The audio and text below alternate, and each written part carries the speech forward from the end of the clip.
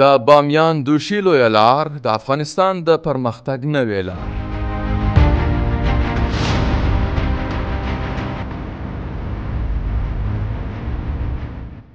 د افغانستان په زړه کې د سختو غرونو او ښکلي طبیعت په منځ کې یو له سترو زیربنایي پروژو څخه په جوړېدو ده.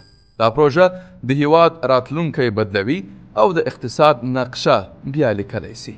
که غواړئ افغانستان له هغو تکراري سرلیکونو هاخوا وګورئ چې رسنۍ یې خپروي او د بدلون او پرمختګ غږ له نږدې واورئ، همدا اوس د عروج نشراتي ادارې چینل سبسکرایب کړئ.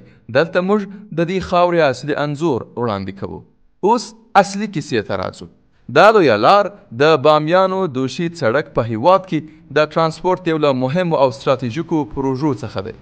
152 کیلومتره اوږدوالی لري او 20 میلیارده افغانۍ پرې پانګونه سوې ده.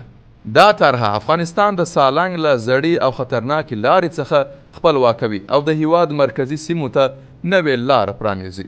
دا لار د بامیان ولایت د بغلان ولایت سره نښلوي، د دوشي، تال او برفک ولسوالیو څخه تیریږي او د بامیانو تر یکولنګ او شیبر ولسوالیو پورې غځیږي. دا پروژه په 6 برخو ویشل سوې او د نړیوال بانک، اسلامي بانک او یو چینایي ساختماني شرکت په همکاري پلي کیږي. یوازې په لومړیو 2 مرحلو کې له 3 میلیارده افغانیو څخه ډیره بودیجه ځانګړې سوې ده.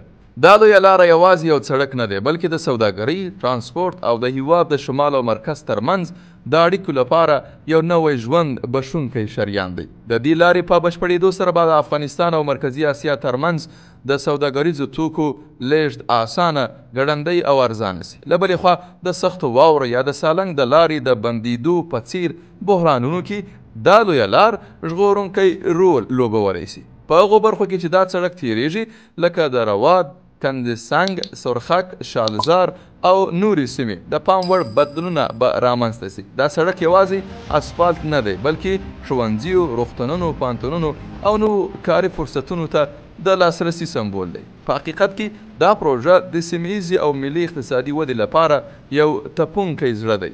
که تر اوسه راسره یاست او چینل مو نه دی سبسکرایب کړی، نو همدا اوس د عروج چینل سبسکرایب کړئ او د افغانستان د پرمختګ کیسې زموږ سره واورئ. متاسفانه په تیره کې د کورونا بحران له امله د دې پروژې یو برخه بودیجه نورو برخو ته ولېږدول سوه او د کار په ځنډېدو لامل سوه، خو د هغه په بیا پیل کېدو سره نوې هیلې رامنځته سوي دي. کار لا پای ته نه دی رسېدلی، خو هغه څه چې پیل سوي له ډبرو او قیر څخه ډیر دی. اعتماد دی، ژمنتیا ده، د راتلونکي جوړول دي. د دوشي بامیان لویه لار که بشپړه سي یوازې یوه نوې لار نه ده، د زړونو د نږدې کېدو، د محرومو سیمو د بیا نښلولو او د راتلونکو نسلونو لپاره د نوو لارو پرانیستلو لاره ده.